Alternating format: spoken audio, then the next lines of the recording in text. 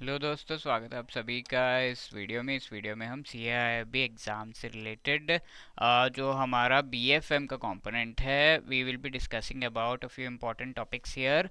Module A chapter 3 correspondent banking and NRI accounts, इस में जो इंपॉर्टेंट टॉपिक्स है उसका डिस्कशन हम कर रहे हैं।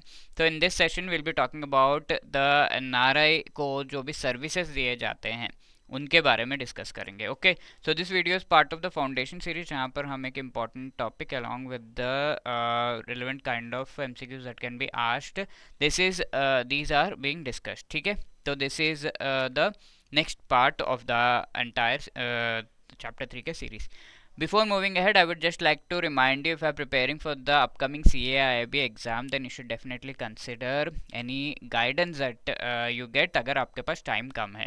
So EduTap has come up with this master course, जहाँ पर आपको चारों के चारों कंपलसरी जो पेपर्स हमारे CAIIB एग्ज़ाम के ABM, BFM and ABFM, BRBL, इन चारों को बहुत अच्छी तरीके से through short recorded videos cover किया गया है।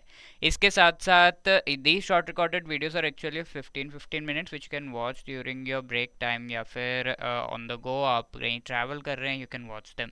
Along with that, we are also providing in this particular course the practice MCQs with each and every chapter and full length mock test. तो ये चीज़ें भी आपको प्रोवाइड की हैं।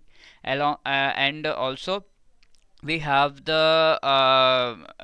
notes, यहाँ पर आपको PPT का PDF as well as short notes is provided so that you can revise before the exam.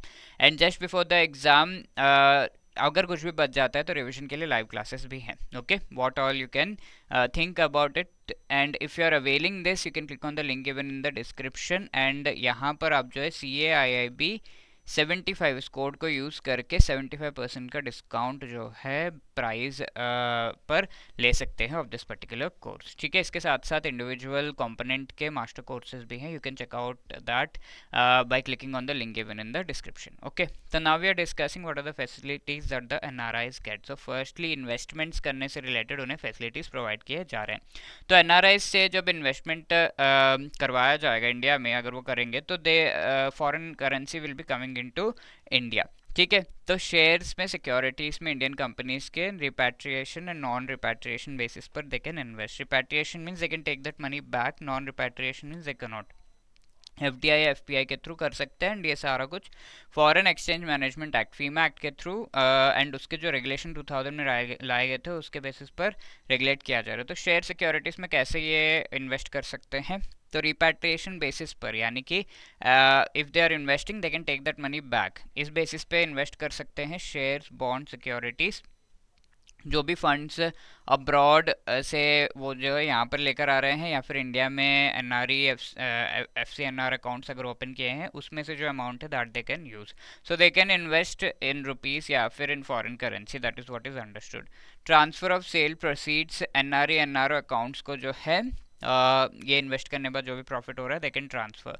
Non repatriable basis पर अगर हम देखें, सेल प्रोसीड्स को NRO अकाउंट्स में डालते हैं, and exchange traded derivative contracts वगैरह में जो है, जो कि सेबी के लिमिट्स जितने भी दिए गए हैं उतना ये इन्वेस्ट कर सकते हैं. Now what are the classification, various types. यहाँ पर क्या है, FDI FPI के थ्रू इन्वेस्ट कर सकते हैं. Purchase and sale of shares non repatriable basis पे, purchase and sale of securities other than shares and convertible debentures. ठीक है, ये चार ऐसे चीज़ें हैं जिसमें इन्वेस्ट कर सकते हैं. एज पर फीमा एक्ट कंडीशंस क्या है इस इन्वेस्टमेंट से रिलेटेड, ये पोर्टफोलियो इन्वेस्टमेंट स्कीम का पार्ट बन जाते हैं if they are investing in this manner. तो अगर उन्हें इस पर्टिकुलर स्कीम में पार्टिसिपेट करना है तो at least 5% of the paid up capital, इससे ज़्यादा किसी कंपनी के 5% पेड अप कैपिटल से ज़्यादा दे कैन नॉट इन्वेस्ट. ठीक है, इससे ज़्यादा दे कैन नॉट इन्वेस्ट. NRIs हैं आउटसाइड इंडिया, अगर वहाँ से आ रहा है NRIs के द्वारा इन्वेस्टमेंट, तो 5% से ज़्यादा. लेट्स से कंपनी का कैपिटल 100 रुपीज़ है, इसमें से 5 रुपीज़ से ज़्यादा जो है एक पर्टिकुलर NRI का नहीं होना चाहिए. एंड टोटल NRI PIO बाहर से जो भी इनसे आ रहा है पैसा, that should not be more than 10% of the total paid up capital. ठीक है, credits on account of sale of shares जो सेल किए जा रहे हैं, टैक्स भी उस पर पेमेंट आपको करना होगा. ठीक है। अदर इन्वेस्टमेंट जो वो कर सकते हैं लाइक म्यूचुअल फंड्स में रिपैट्रिएबल नॉन रिपैट्रिएबल बेसिस पे, कंपनी के एफडीज वगैरह में ये जो है पैसा लगा सकते हैं नॉन रिपैट्रिएबल बेसिस पर, और एनआरओ अकाउंट में खाली वो क्रेडिट कर सकते हैं ये मनी। पार्टनरशिप फर्म प्रोप्राइटरशिप में भी वो इन्वेस्ट कर सकते हैं रिपैट्रिएबल बेसिस पे कैपिटल कंट्रीब्यूशन के थ्रू, ठीक है। और ये फर्म ऐसा होना चाहिए जो एग्रीकल्चर, प्लांटेशन, रियल एस्टेट या फिर इमूवेबल प्रॉपर्टी में डीलिंग फर्म नहीं होना चाहिए। इनवर्ड रेमिटेंसेस या बैलेंसेस, एनआरई, एफसीएनआर अकाउंट्स के थ्रू भी ये पैसा निकाल के दे can invest in this particular thing. Okay, so these are the few things that we had to discuss. Now let us answer this particular question. NRIs in India are permitted to invest under portfolio investment scheme. The maximum an NRI can invest is, एक particular NRI कितना invest कर सकता है?